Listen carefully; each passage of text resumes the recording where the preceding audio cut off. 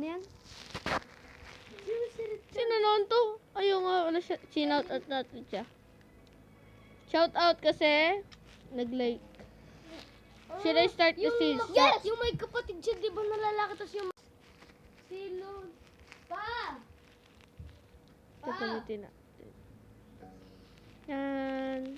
Yung si Tito Joram, yung anak nun. I'm not sure of that. Because I already almost forgot that. But Ate Richan and his...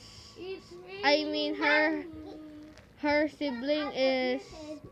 I only remember. But her sibling is... I forgot his name. So, Ate Richan is our cousins. Yung 1 trillion, di yung naubos yung infinity mo. If you're asking if who is she. Money is more important than money. Oh, Money can buy love.